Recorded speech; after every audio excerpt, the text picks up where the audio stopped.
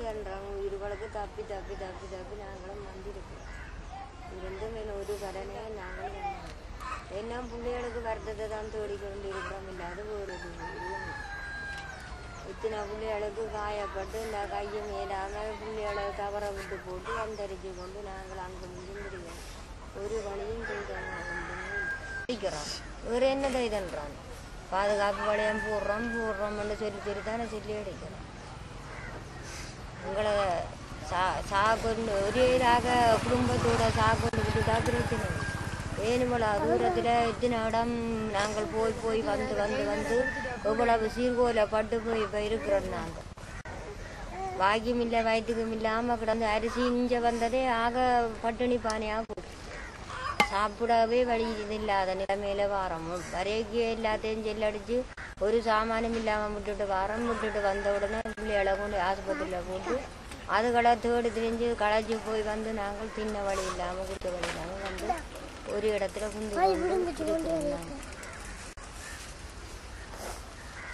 இப்படியான நிலைமை ஓ ரத்தினா முழுமையா சொல்லுங்க. வெஞ்சன் கிளாஸ் ரத்தினா. எங்கேருந்து வந்தீங்க? நாங்கள் என்ன இடமா செந்தூரஞ்சில். அதுக்கு முதல் முங்குலாறில் இருந்து வந்து அக்காச்சி தோட்டம் அதில் இருந்த நாங்கள் அதில் இருந்துட்டு வந்து தான் இங்கே வந்த நாங்கள் எத்தனையோடாமல் இருந்துட்டு பேருகள் தெரியாது இருந்து அடிக்கடிக்க இரவு போல வாரது பேருந்து அடித்த உடனே பேந்து போகிறது பேந்து இருக்கிறது பேந்து வாரது பேந்து போகிறது அதுதான் மேலே.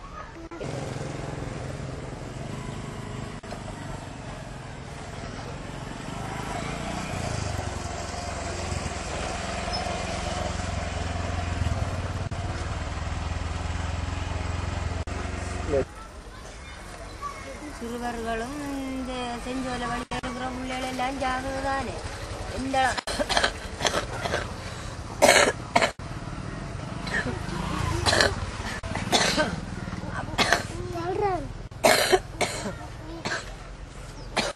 அப்படியே கொண்டு அதை போட்டு கவுக்குறாங்க. பேர் என்ன தெரின்றது புள்ளிகளை எங்க பாக்குறது இதுகளை அண்டகெல்லாம் அங்க இருக்க புள்ளியா கொண்டு நாங்கள் விட்டுட்டு டேலேட்டி விட்டுட்டு அதுல இருக்க கடையில இருந்துட்டு இங்கால தம்பி அங்கால போக கூடல வங்க இருக்க விழுந்து 3-4 புள்ளிகள் அப்படியே சிதறது அங்காயா போச்சு.